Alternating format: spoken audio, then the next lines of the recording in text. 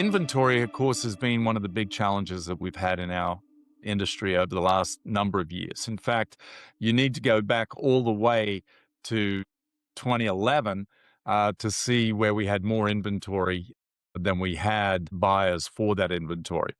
Now, the blue dotted line that you see here is what we would consider 6 months worth of inventory, which traditionally has been viewed as a balanced market. I think it's more than just 6 months. I think it's probably a band of between 5 and 7 months. So anytime you're in that 5 to 7 months range, you're in somewhat of a balanced market. Anything less than 5 months would be considered a seller's market. Anything more than 7 months would be considered a buyer's market. Now, you can see we've had this long protracted period of being in a seller's market. Now, for those of you who've been in real estate 10 years or less, welcome to a new reality, right? As we see things start to switch into a balanced market. We're not yet in a buyer's market. But if we do go into a buyer's market, you're going to have to learn some new skills. Now, again, looking at what's happening from an inventory standpoint on a monthly basis. And you can see here, last year, we had the most inventory we've had in over 4 years. We peaked out in June with 4.7 months worth of inventory. And again, there's seasonality, right? A lot of people take their homes off the market during the winter, and we start to see them come back on again in the spring.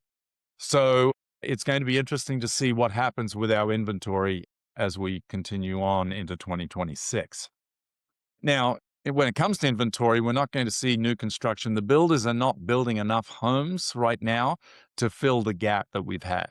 In fact, back in the Great Recession, we saw a lot of builders go out of the business, and consequently, we ended up with a deficit of between 3 and 5 million homes nationally in order to house our population. The blue dotted line is an annual build rate of 1 million homes a year, and that's what we believe is the correct number to just house our population. And what you notice here is the builders have not been doing that.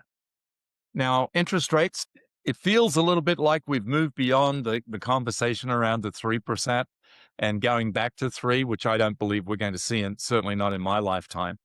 But if you look back historically, all the way back to 1971, if you were to average out the interest rate from 71 through 25, what you'll notice is the average interest rate would be 7.81%. Now, if we go back to just 1990, the average interest rate would be 5.97%. So where we are now is we're bouncing around in that range, which, by the way, is probably our new norm. Now, a point I want to make, when you look back to 1981, where interest rates hit 18.63%, I just want to say that, yeah, was it tough? Yeah. Were houses selling? Yeah. Were realtors having to be creative to put transactions together? Yeah. But guess what? You could still make a living selling real estate back in 1981. This market we're in is still a great opportunity for us. Thanks so much for watching. Please subscribe and join us as we continue to build careers worth having, businesses worth owning, and lives worth living.